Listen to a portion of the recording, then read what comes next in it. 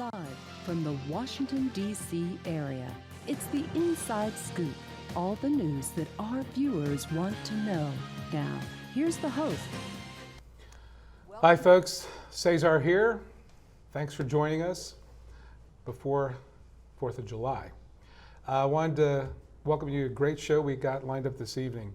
We seem to be on this topic a lot, the topic of gun legislation, gun violence, and the impact of what it's done to our country, our community, the Commonwealth, and mostly here in the area of Northern Virginia. Like you, I sense there's a move. Typically these things tend to stall. We have a great sort of upswell of activity, but this year I think there's something different in the air, and we're going to dedicate tonight's show to this issue. We've got a bunch of great guests lined up. My first guest, J.P. Thomas, is the organizing manager with the Brady campaign, initiative, United. What do you call these days, by the way? So we are just Brady. We just went Brady? through a rebrand. We're very excited, and thank you so much for having me. Absolutely, this is an important issue, and again, we talk about it a lot, but I sense there's something different happening this year around this whole issue. Yes. So this year, 2019, is really been a year of growth for the gun violence prevention movement, Mm-hmm. and the reason why the session is such an important point in history right now is because of the Virginia Beach shooting, which happened a couple months ago, and the governor called for a gun violence prevention session. Yeah. And that was after the shooting of 12 people, and 4 were injured there in Virginia Beach. And we believe that the issue has really been coming to a head here in Virginia after the 2018 midterms, where we saw gun violence prevention champions win in Virginia, win in congressional districts, win at local levels. And that is why there's so much momentum here in Virginia. And it's really a unique point in Virginia history, particularly for the gun violence prevention movement. Great. I mean, again, just the people I talk to, you can hear it, you can see it, you can read about it. There's something different going on, and hopefully this is going to result in an outcome everyone wants. You poll, you talk to people, everyone is for it. So what sort of things need to happen to make a change here? So with that momentum, there's a lot of energy behind gun violence prevention in the state of Virginia, but there needs to be votes on gun violence prevention laws in the legislature, and we need to pass laws that will actually save lives. So if you look at since the Virginia Tech shooting in 2007, there were 11,000 Virginians killed by gun violence. And that demonstrates that people all across the state are being affected by this issue. And therefore, our legislators in Virginia here really need to vote on these laws. And there has been a ruling class in Richmond that has not allowed these votes to actually happen, and bills have been dying in committee. And therefore, we have been unable to know what our legislators actually think about these important solutions to gun violence here in Virginia. And we think that by getting this issue out in front of more people, by making sure that there are grassroots activists that are every day out there, Brady volunteers, Moms Demand Action volunteers that are working across the state to make sure that gun violence prevention champions are elected here in Virginia, so that we can pass legislation that will save lives, that will make sure over the next decade we won't have 11,000 more dead Virginians from gun violence. That's an insane number. That's absolutely, I mean, when you think about the human cost there, why is this still happening? I got to ask that. I mean, well, so it's gun violence. We need to change the way that we look at gun violence and look at it instead of a political issue, but as an epidemic that's in our country, and compare it to some of the other great epidemics that are killing, because right now gun violence is the second leading cause of death in this country. Across the country, even beyond Virginia, 40,000 people are dying every year from gun violence. So we need to address this problem with research, with proven laws that will actually save lives, such as expanded background checks, extreme risk laws, an assault weapons ban. And these are laws that if you look at how they're working in other states, they're actually saving lives. Extreme risk laws, for example, have been in Connecticut for decades now, and out of every 20 petitions of extreme risk laws in the state, 1 suicide is averted, is what research has shown. So there is research there. We just need to make sure that we're trying to frame this issue not as a political one, not where people are trying to take others' guns away, but how can we stop an epidemic that's killing a crazy amount of people in Virginia and across the United States. Yeah, I have difficulty resolving the whole assault weapons. Tell me how, first tell me, I mean, I want to better understand why people feel they need it, but what's the resistance? What's sort of the contrarian view why I would need an assault weapon? I mean, something that fires hypersonic, ammunition that's just made to destroy, maim, and kill people across a mass area in numbers. So what's the justification for that? What do you hear? So the justification, and Brady, we work with gun owners and non-gun owners alike to try to find solutions to gun violence. So when we talk to gun owners about assault weapons, some say that it's for hunting purposes. Other people say they just want to go out and shoot some really high-powered guns. But we've found that assault weapons are causing more deaths when mass shootings occur. Right now, if you look at the number of people that are hit in mass shootings where an assault weapon is used, about 155% more people are shot when an assault weapon's used in a mass shooting. So we know that even though that some people may want to use these things as for hunting, even though that doesn't really make much sense, they're not in common use. And there are states that have banned them that have seen positive effects. And we even here in Virginia, there was an assault weapons ban when the federal assault weapons ban took place, and it did save lives. So even though that some gun owners think that assault weapons are useful for hunting, there are other ways that we can do those types of activities while saving lives. And that's why we're, in addition to at Brady advocating for an assault weapons ban, we also advocate for a high capacity magazine ban, which was the magazine that was used in Virginia Beach at the shooting, which basically allowed the shooter to have more rounds of ammunition and not having to reload, which made it easier to fire off more shots. And we've seen that in Las Vegas, at Virginia Tech, places that use high capacity magazines, it's easier to kill more people. And there isn't a benefit for hunting. So we know that we can prevent a lot of these massacres and prevent lives from being lost if we are able to ban them. Do you ever see a time where I have to have a license to drive a car, a motorcycle, a pilot's license? I have to have a certification to make sure I'm responsible.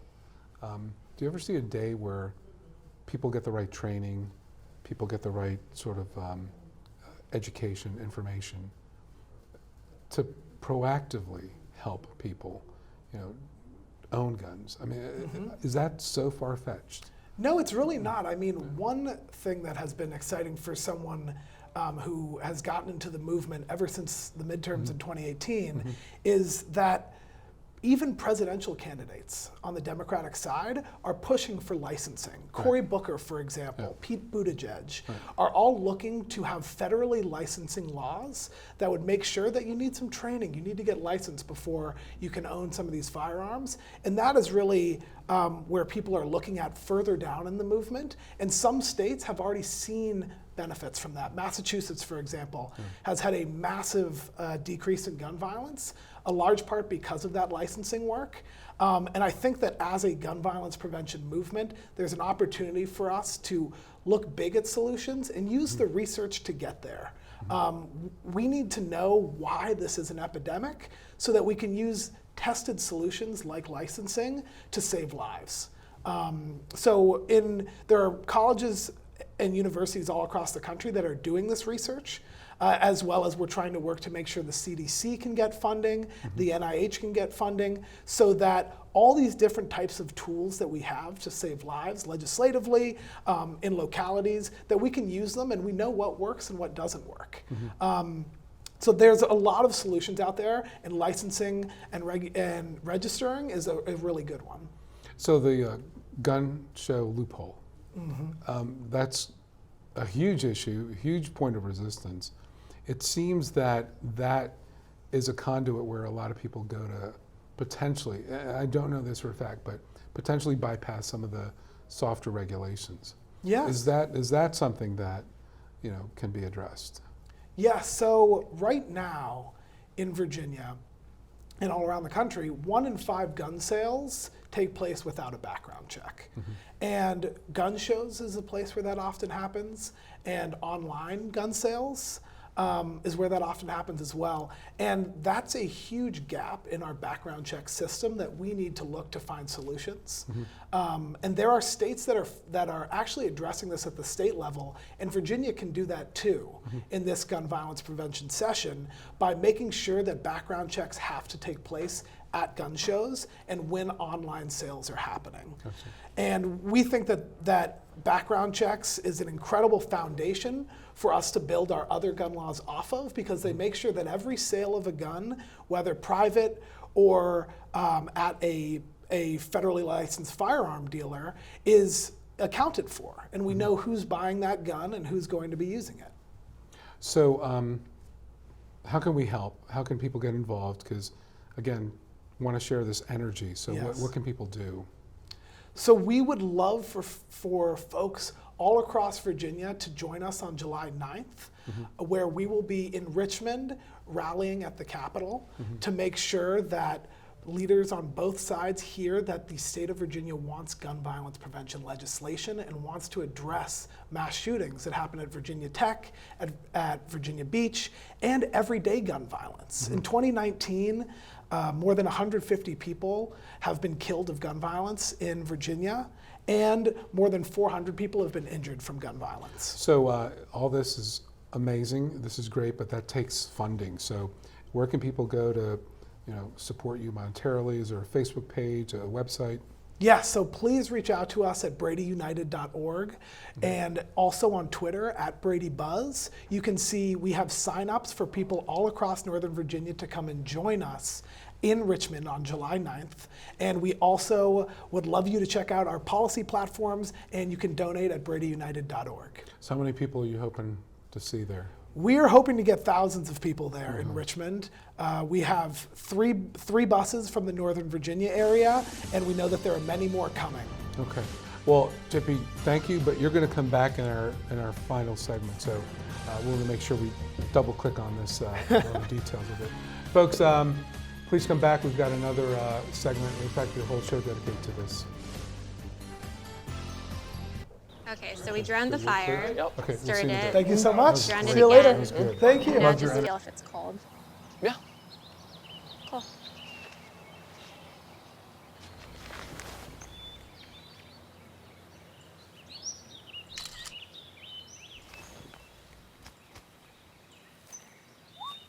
Smokey just gave me a bear hug.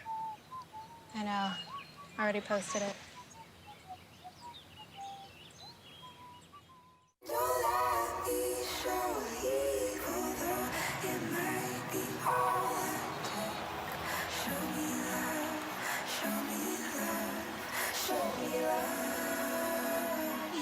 I got a creak in my neck, limp in my step, cramping in my muscles every time I try to flex. Better than ones to get on. Very sad, no more love. All that I could do was remember you. You know I usually say no, but if you throw me love, I'll throw you some more.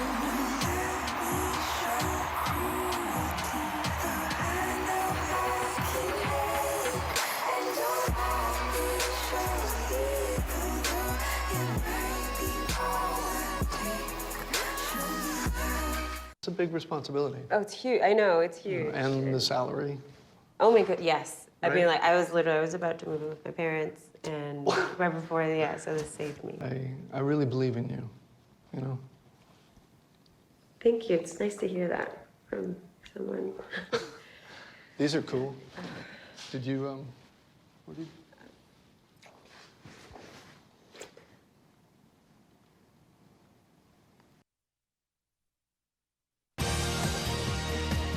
We're back to the Inside Scoop.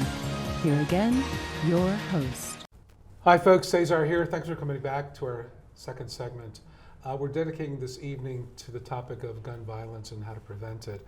It is a cancer, it's a disease in our culture, and there's a lot of people trying to make a difference. I'm proud to have our next guest, Kathleen Murphy. She is a state delegate here in Northern Virginia in the 34th House of Delegates seat. Kathleen, thank you for coming to the show. Thanks for having me. We've been talking about this a long time. You've been in 5 years. Yes. I feel there's something different this year. I mean, I feel that there may actually be some change. Am I being naive? I feel this energy out there. I wish you weren't being naive, but I think we all have to understand that the power, all the power in the General Assembly is still held by the Republicans. They control what bills come to the floor and what bills don't, and unfortunately, in the 5 years that I have been in the General Assembly, we don't get gun bills that get to come to the floor. They're killed in committee, they're killed in subcommittee, they don't even make it to whole committee. It's a tragedy. We started the Gun Violence Prevention Caucus. There are about 26 members from both the House and the Senate. Senator Adam Eben and I did this. And we've really gotten good feedback from members to see what it is that they think that we can address. What's the contrarian view to why this is a bad idea? You know, what do you hear from You mean folks why do Republicans refuse to realize that gun violence is an epidemic? Okay. That's a good one. Why is that? What's the... I really believe that the NRA has a very strong stranglehold on the Republican Party. They believe that they're going to lose their seats if they stand up and vote for what are common sense gun violence prevention bills. Background checks is a really good one. We're going back in on the 9th, and we've got a list here of bills that the governor is going to bring forward. I can go through them for you. Universal background checks, extreme risk protection orders. That was a Rip Sullivan bill to take guns out of the hands of people so they can't commit suicide. A ban on assault weapons. Real quick, why is that a bad idea? You know, that's a really good idea. We just can't get Republicans Well, to I mean, agree. why do they think it's a bad idea? I mean, what's... Because every person should have, in their mind, should not have their ability to have a gun threatened in any way. Wow. They don't view it as common sense. They don't view it as protection. They view it as a violation of their right. Even if some people are ill, some people need help. I don't understand it. Okay. Cesar, I don't understand it. It's very humanitarian then. Very Christian of them. Thank you. So the assault weapons, we talked a little bit about that. The assault weapon ban is going to include suppressors and bump stocks and high-capacity magazines. So all of these things will be addressed in that particular bill. Now, I know some people have had an issue with the bump stocks. What would your colleagues across the aisle say is necessary to have those available as an option? What's you know, that I can't figure that one out either. Okay. Right. A bump stock makes a weapon into an automatic weapon, right. which are illegal. Correct. So one would it would follow that a bump stock should be illegal as well. I think maybe we're doing... You're looking for common sense here, Cesar, just using my and it's just deductive not going to reasoning. happen. Okay, fair enough. To them, the whole issue is you can't do anything that even remotely interferes with someone's right to have as many guns and as many kinds of guns and as many add-ons to guns that they want to have. And I don't believe that is really what the Second Amendment says at all. Second Amendment was written when? Well, I believe a long time ago, time prior to these. And the reason I bring that up too is just think about that logic going forward. As we progress, as technology improves, there is going to be even more dangerous and lethal weaponry from a technology perspective. Well, So- they fought back against guns that require, the identity. Yeah. Yes, I don't even know what those are called, but they don't want them. They don't want them for the owner themselves to be the person who can fire that weapon. And they've had those banned in different states. But it's a serious problem. It's a serious problem. You know that my brother was murdered. I do. So for me, this issue's personal. No, And I'm not going to give up on it. I don't. Never thought you would. Never thought you would. But it's got to be. There's got to be sort of a tipping point. There's got to be some sort of, fall to this mentality. And I think just in talking to the people that are out there, maybe I'm in an echo chamber, but a lot of people are for some sensible reform. A lot of people are okay. The only thing that will change any of this is when those people vote for gun safety. And when they do, a lot of those people are going to lose their seats. But people have to make that a priority. It has to be a priority. So red flag laws. Yep. Against that too? They're against that. Okay. So this is something we will have in this new edition of the special session. But the way it is now, we've got a child access prevention, disarm domestic abusers. That was my bill, and I keep hoping that someday it will pass. For the folks, explain what this is, because it's to prevent someone that is committed Many times. multiple times the crime of assault. Violent domestic abuse. And it's okay for them to have guns. It's okay for anybody to have a gun in Virginia. This is Virginia. Yeah. And until we change the makeup of the General Assembly, these are the laws that are on the books. Okay, so how are we, the ones that want this change, how can we be empowered? What can we do? Who can we? You can we can vote. Okay, and You we can can get we all can of your ask. friends together and we can vote. Okay. And this November is an election. And I beg people in November to go out and vote for someone who believes that gun violence in Virginia is an epidemic. It's hitting the schools, Yes, it's hitting everything. and again, It's hitting everywhere. yeah.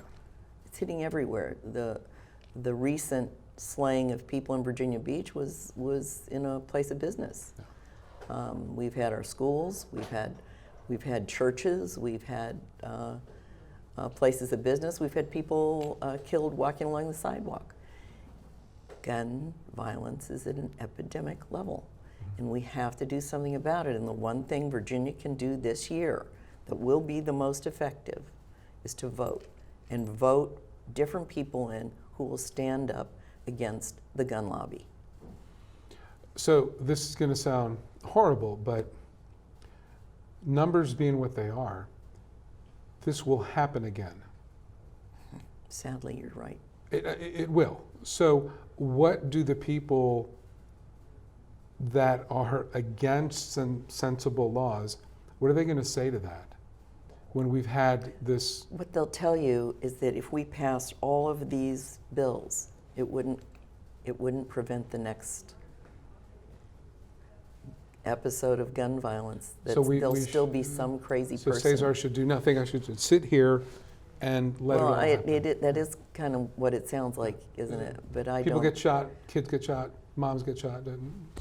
It happens. People die. As long as people have their gun rights. Wow. Okay, well, pretty sad. folks, you've got to get out there.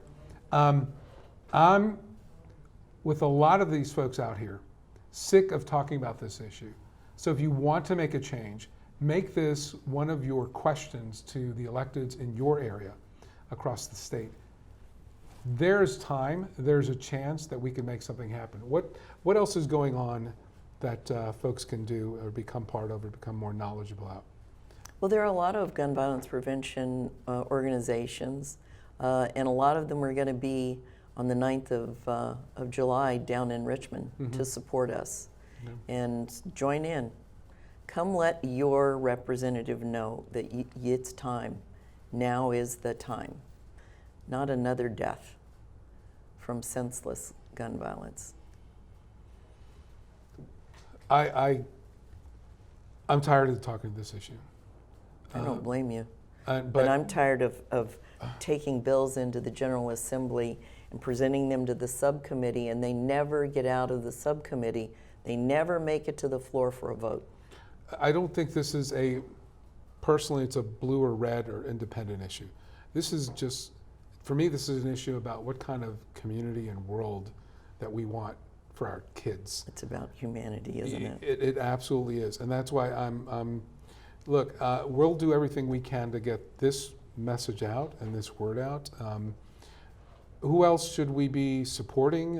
Who else should we be talking to? I mean, just again, not to make this partisan. I want to try to be fair here, but what does the average person need to do? Can we contribute? Can we?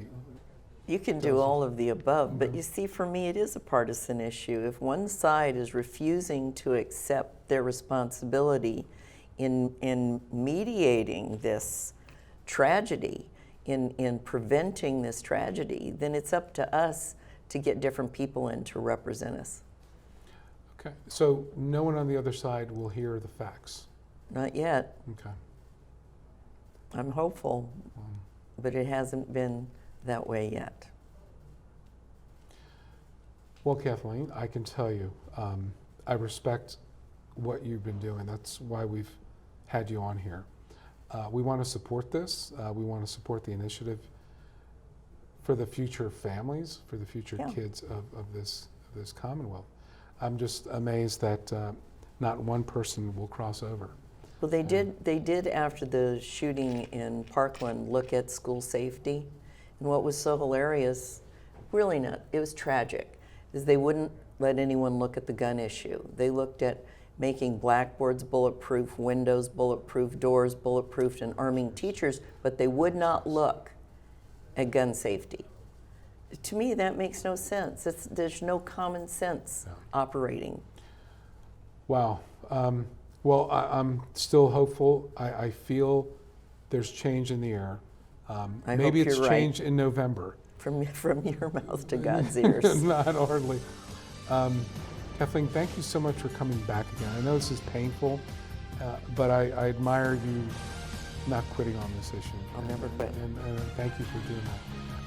We're going to get this done. We're going to make sure this has a good turnout. Well, thank you. Okay, we'll have you back. Appreciate it. Folks, we'll be back with our next segment.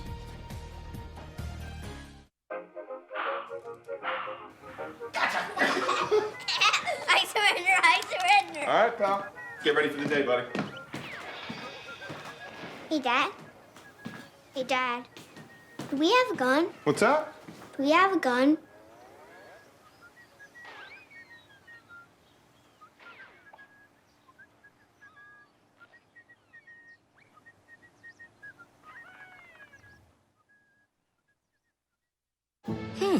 Maybe you can make retirement happen. After all, you made this vacation happen. Double points with every purchase? Cleverly merging promotions. Love it. Cross-referencing travel sites. And booking all your flights with those... Vouchers. I got us bumped. They were like, oh. But now they're like... Aloha. You aced this vacation. Now get the tips you need to get on track at aceyourretirement.org. I tried Oxy at a couple of parties. I thought I had it under control. I didn't know it'd be this addictive. I didn't know how far I'd go to get more.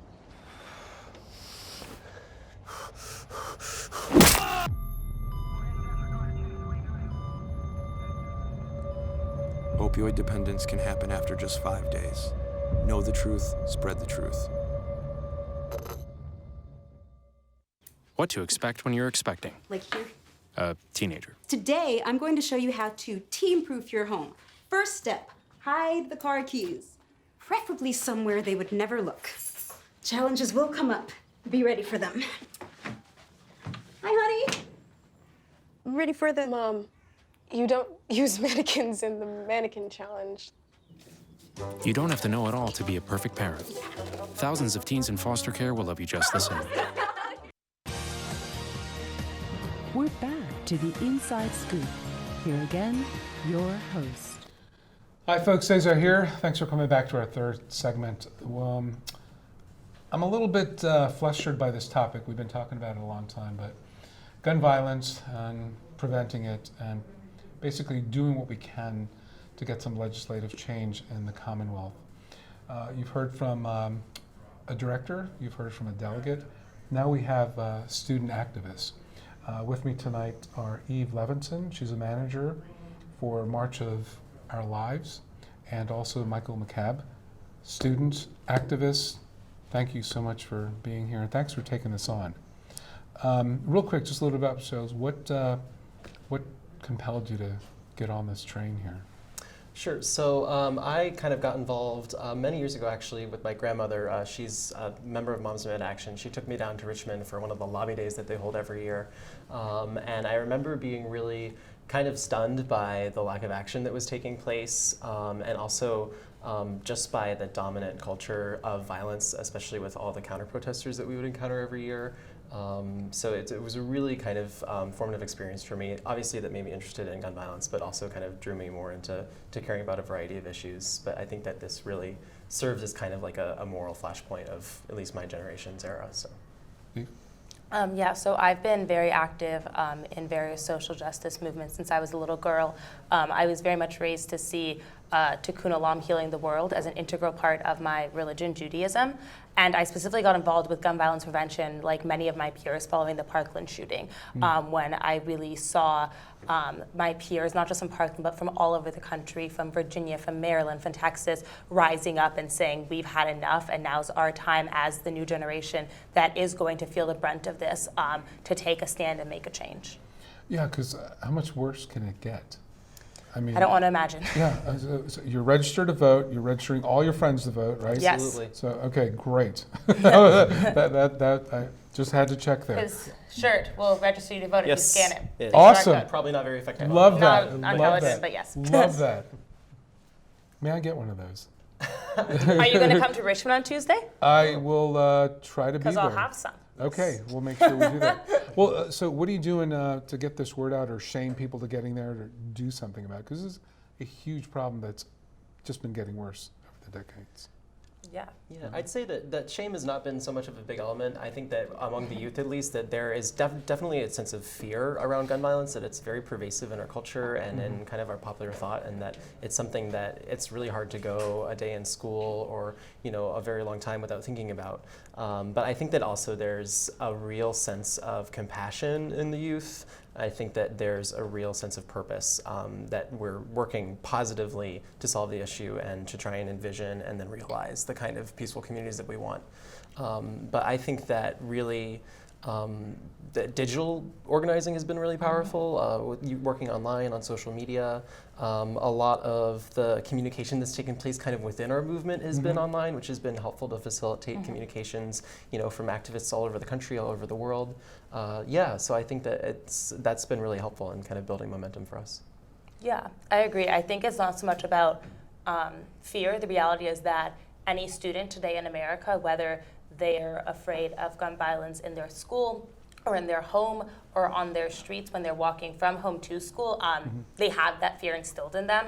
Some people will call it generation lockdown because so many people have from a very young age had that fear. I was just talking to two young girls in Virginia when I was, when we were doing a program with the band Dispatch, and these young girls were talking about how they have these bad guy drills and how they were so terrified of them and why it gave them nightmares. So it's not about our generation needing to be fearful, it's about showing people that we can make a difference. The reality is, while sadly we haven't yet had seen that legislative change on the federal level or on the state level of Virginia, we have seen it in so many other states. Since Parkland, dozens of gun laws have been passed all over the country, making it so much safer for people. And so people already have the fear. It's about making them realize that when you do go out and register voters, when you vote, when you educate people, and when you go and you advocate to your legislators, that you can make a difference. Sure. No, that's great.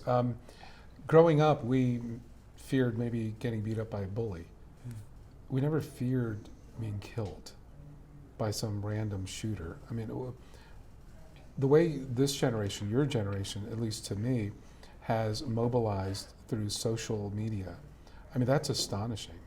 So what sort of other things are you doing? I mean, because this is going to be huge, right? In a week or so here we're talking about.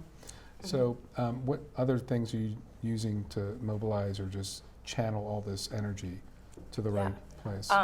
So we've been working with a lot of other groups to be mobilizing people around the special session. So we've been driving calls and emails. I think that March for Lives has now driven over 200 calls to Speaker Cox and Leader Norman's offices, because really what we need to do is make sure that these pieces of legislation are brought to a vote and don't die in subcommittee or committee. But this also isn't something we're doing alone. We're working with many other organizations. We're working with the Coalition to Stop Gun Violence, Mom's Demand, Brady, alongside JP, who you heard from earlier. And we're doing everything we can to not only mobilize young people, but really bring people together. So we need moms, we need teachers, we need students, we need everybody. We need police officers, we need legislators, like the delegate who spoke earlier, and we need everybody to come together for the common goal. And I think that's what we've seen. So I'm very optimistic for what Tuesday will hold. Well, I share that. I don't know if I've talked to a lot of people, but I think there's something different this year. At least I'm sensing it. There's something that's either going to happen during the summer to change it or at the election on the polls in November. I just think something will happen. I mean, is that the sense you're seeing, the folks that you're talking to? Definitely. I think that for the very kind of anti-gun violence prevention crowd in the legislature, that the calculus is shifting as there have been such great strides for gun sense candidates in this past election and also in the upcoming election in November. I think that in some ways it's made things harder because overwhelmingly, the tack that they've taken is just to obstruct and to shove under the table and, to really more aggressively than ever just try and get gun violence prevention out of the conversation and get victims of gun violence, off of the podium in the General Assembly and out of the way, out of sight, out of mind as much as possible. But I think that bringing, a large crowd to show up on Tuesday and the continued pressure that we're showing from all sorts of groups, from all age groups, that I think that they're going to start, that things are shifting in the right direction for us. I mentioned it earlier, and again, I don't want to be a downer disturbing about this, but sheer numbers say this will happen again, right? And it's just logically, something will happen again soon. So what do we want to say to the people that are in opposition to this? What do we want to communicate to them? What do we want to ask them? So I would say specifically also to legislators, my question is, what would you do if it was your child or if it was your sister or your brother or your friend? Because the reality is that so many people who do this work don't do the work until they were personally affected by it. And what I hear all the time, day in and day out, when I talk to people who got involved because they lost a loved one, is that they want you to get involved before you were personally affected. The reality is that everybody has experienced gun violence or knows somebody that's experienced gun violence, but I think that sometimes people don't really realize the importance until they've seen that person themselves. But also to legislatures, what I would say is that this special session is really, in Virginia, your last opportunity to show to voters, and especially to show to the new generation of voters in Virginia, which we know are registering and showing up to vote in higher numbers than ever before, and also are galvanized specifically by this issue. This is your last opportunity to show us whether or not you're willing to be on the right side of history and on the right side of our safety, or if you're going to side with what maybe your party leadership or the money you're taking from special interest groups are telling you to do, because this fight doesn't end with this session.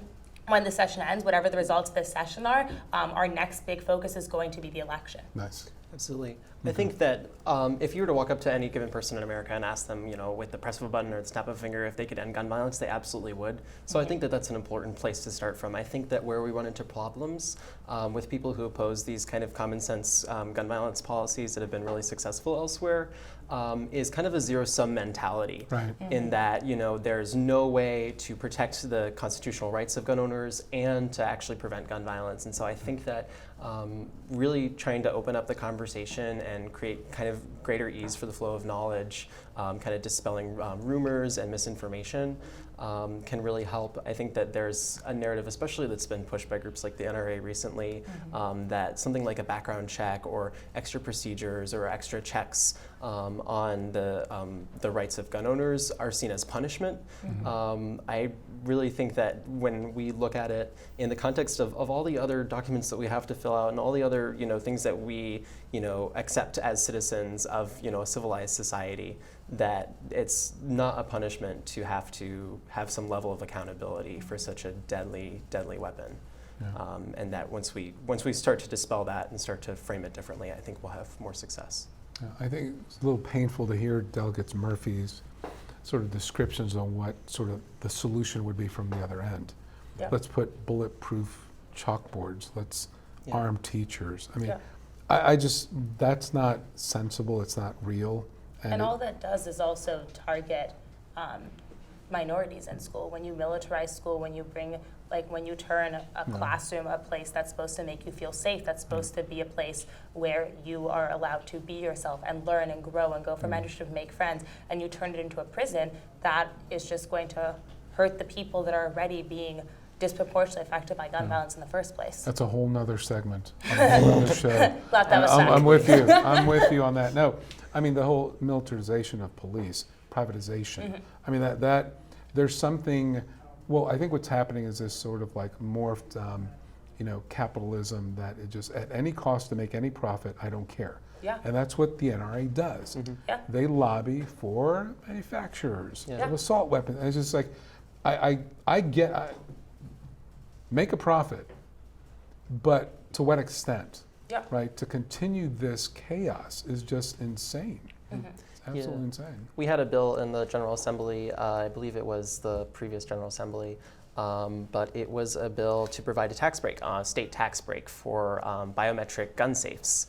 And it was actually supported both by groups on the very pro-gun reform side and also groups of really kind of right-wing radical militia groups that really supported that because they actually wanted cheaper access to be able to secure their weapons. But it was the NRA and their kind of cadre of allies that stepped in to make that harder because they know that the more storage space that someone can have in their house, if it's not combined by a safe, then they're more likely to buy more weapons. That really the only kind of mindset that we think that they're in, that we get the sense from all the legislation that they're pushing, and their entire strategy is to get more guns in our streets, in the hands of our police officers, in the hands of our students, in the hands of our teachers. There's really just no end. Yeah. And I think the other thing is that somebody said, which I think is powerful, is that when you hear the only thing that stops a bad guy with a gun is a good guy with a gun, what you also hear is twice the amount of gun sales. Thank you for coming on, folks. We've heard from these brave students. We'll be right back. This is the story of a boy who is very sensitive to lights and sounds. So he built secret hiding places where nothing could get in. The boy didn't like looking people in the eye. It made him feel uncomfortable. One day, he found out he had something called autism. His family got him help, and slowly, he learned how to live with it better. Early intervention can make a lifetime of difference. Learn the signs at autismspeaks.org. What do you think you're doing, Kevin? Was just gonna drive home. There are several warning signs present that you shouldn't be driving. Like hearing voices? Like your text-to-emoji ratio? Oh man, the selfies. Selfie. Nailed it. We all have warning signs that let us know that we're probably not okay to drive. Mine is pretending to be your subconscious. Greg, come on man, let's put a ride home. Being a dad is an adventure full of special moments. A cruise? Surprise! Unexpected moments. I got this. And even awkward moments. Okay, Dad, thank you. But every moment you spend with your kids, even the smallest moments, can make the biggest impact on your child's life. So take a moment to be a dad today. So, I'm kind of new here, but I've noticed a trend. My human does this funny thing where she goes around and gets all my toys, and then she hides them in that basket by the door. But it's always the same basket, and it's always in the same place. And then she acts so surprised when I find them, but she's putting them in the same basket again. It's like, hello, that's where you put it last time. You were the worst at hide and go seek.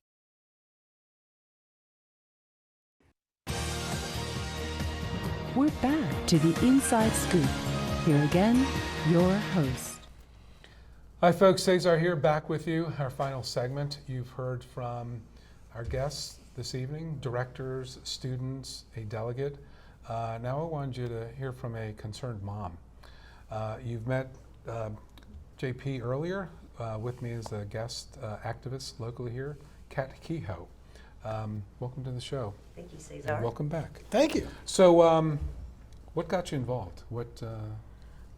I'm just a mom, and it's just, my kids have lockdown drills at school every year for active shooters. My daughter, Olivia, when she was in 7th grade, she told me that the industrial arts classroom was her favorite classroom. And I said, why is that, Olivia? And she says, because there's a lot of places to hide if there's an active shooter. So, every morning when my kids go to school, I hug them and I tell them I love them, because I never know if today's the day that their school will have an active shooter. So that's why I got involved. Wow. And for the folks at home, if you don't know what that is, it's pretty scary. And I am amazed that we're having to do that in schools. Yeah. That is insane. Yeah. Someone actually plays the role of someone with a gun. I didn't know that. Well, that's, at least when I took the training, that's what they do. There's an active shooter, and that's insane. Yeah. So. Cesar, when I grew up in the 60s, we used to have drills because it was the Russians, sending a missile, and now it's somehow become okay that it's an active shooter. It's one of our own fellow, Americans coming in and doing an active shooter, and somehow that's all become normal. And it's just... Well, it's not normal. I know. It's not normal. Shouldn't be. Yeah. So let's talk a little bit about what other parents, other families might do. I know there's a big event coming up. Yeah. On July 9th. Yeah. What are you planning on doing for that? Well, I just had the idea. I knew there was going to be a tipping point where there's going to be the latest massacre, the latest horror story, and there was going to be a tipping point where something was going to have to happen. Unfortunately, it happened in Virginia Beach, where 12 innocent, beautiful people at work in the municipal center were shot dead, may I add, also with a silencer, so they had no idea that it was even happening, so they didn't even have a chance to hide or to run away or to call someone that they love, to let them know they love them. So that was the tipping point, and I wasn't surprised. I've always said it's not if, it's when. So when that happened, the next day I was like, you know what, 80% of Virginians want some type of gun control legislation, and I just want as many Virginians to just cover that Capitol lawn from all corners of Virginia, all walks of life, and to say, this is not political. This is not a Republican or a Democrat issue. This is a people issue. This is the people of Virginia, that we don't want to live in fear anymore. We don't want to have to send our kids every morning praying that it's not going to be that day. So, that's when I came up with the idea and contacted my friend Christine Gregory, who's really plugged in with the different groups for gun safety legislation. And then Chris contacted Lori Haas, and then Lori just exploded it. So I'm beyond thrilled. I do hope we get those couple thousand people that you had mentioned in the earlier segment. Outside of that, every election, it doesn't matter if it's a Republican or a Democrat. I'd say, if you're elected, would you vote to ban semi-automatic weapons, assault weapons? And if their answer is no, I will not vote for you. I don't care if you're a Republican or a Democrat, you don't get my vote. And if they do say, I will vote to, ban assault weapons, say, I'll hold you to it. So that's something to do. And of course, just vote, and vote. So important. And that's a big reason why in this special session, we're calling on Republican leaders to hold a floor vote so that we can hold these elected officials accountable. And we can know where they stand on these bills. Insane. it doesn't even get to the floor. Yeah. I mean, that's what's just so absurd. So no one has to go on the record. That is absolutely It's insane. wrong. Yeah. That's great. I mean, what's the reception been? So the reception from folks who have heard about the issue, have seen what happened in Virginia Beach, has been really good, and there are tons of folks who are coming from all over the state to Richmond on July 9th to make sure that the General Assembly knows that people are watching what they're doing. Yeah. And people are looking at if they're going to be passing these common sense laws that will save lives. And if they don't, they know that they're going to be able to go to the ballot box in November and vote for the candidate that will. So we have seen a tremendous amount of support from across the state in Virginia Beach, for Virginia Beach, and we are seeing a lot constituents of Virginia all across the state go to their elected officials locally and try to talk to them into having a floor vote and making sure that everyone in Virginia can know where their elected officials stand. No. I think Fairfax County did something just recently. The Board of Supervisors, I'm not mistaken, I thought they took a positive stance on I think, the issue. Let me just piggyback on what JP said too. If your legislature, so let's just say for the Commonwealth of Virginia, so if your House delegate or your state senator, consistently votes for some type of gun safety legislation, don't call that person and say, please vote for gun safety legislation, because they're already doing it. And unfortunately, you're wasting your time. What you really need to do is to call those legislators elsewhere in the state who are voting against it or killing it in committee. Those are the people to contact and say, I want you to start voting for gun sense legislation. I'm a Virginian, and this is what you need to do for Virginia.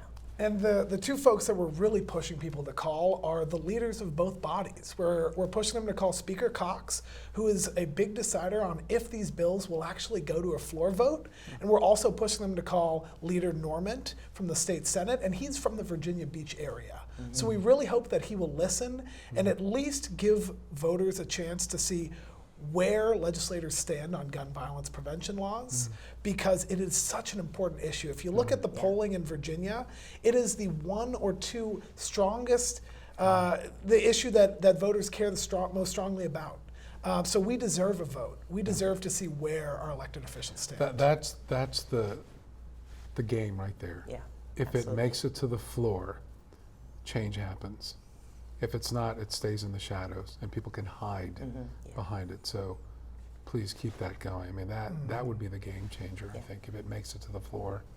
Yeah, and the reason why it's been staying in the shadows for so long is because of the gun lobby and the NRA's hold on these legislators, because they've been able to make sure that instead of talking about background checks, extreme risk laws, we're talking about safety in schools or mental health, and really trying to change the discussion so that there won't be any solutions found. Right.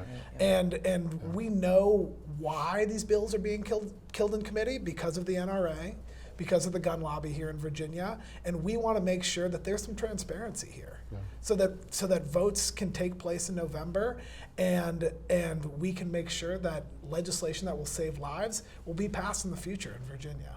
Yeah. What a battle. I mean, this is a huge battle. I think we'll make some progress here. What can other parents do? What can other families do?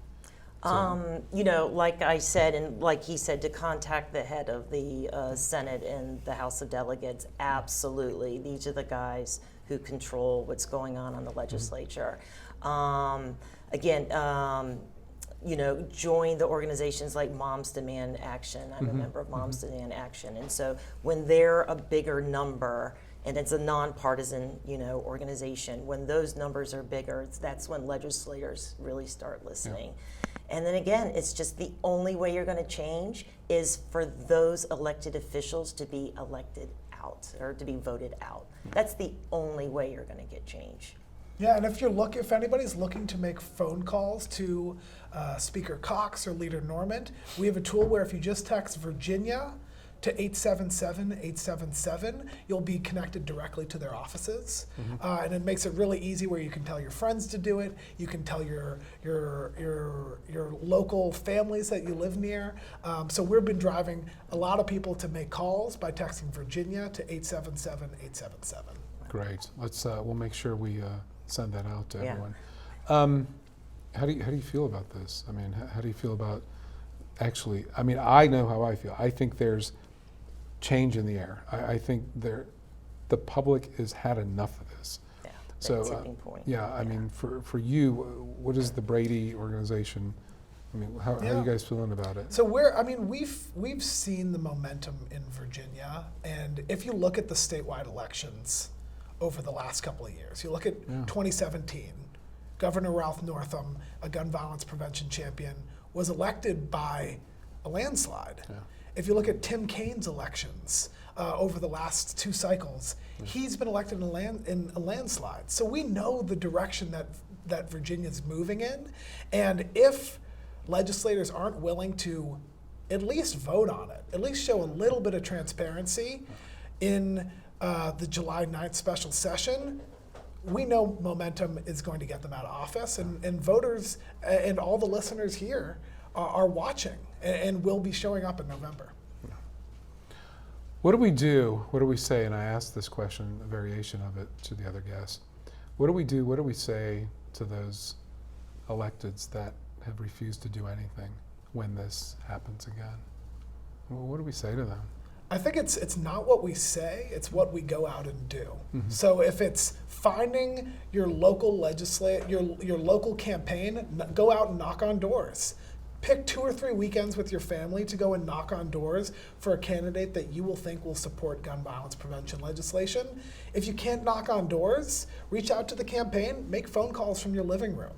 Reach out to your community, and there's a lot of ways that in 2019 in Virginia, I'm a former field organizer from Virginia, so I was pushing people to make calls into their local communities, knocking on doors all across Loudoun County, Fairfax County, and we see that when neighbors are talking to each other about issues that they care about, you can change minds, and you can get people to talk about issues and think about issues that people have never been able to do before. Mm-hmm. So if this issue is really important to you and you want to see change, look out for the organizations like Brady United, all the gun violence prevention organizations that do great work in Northern Virginia, and also look for those campaigns that are close races in your area, whether it's a House of Delegates race, a state Senate race.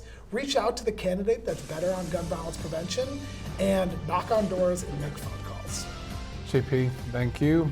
Kat, thank you so much. As a parent, I can't imagine the stress that you and others are dealing with. Thank you for coming on. Folks, hopefully this is going to make a difference, but you are the one that's got to make a difference. So get out there, get active, make sure you vote. Thank you so much for coming on. Thank you for having Steve. us. Absolutely.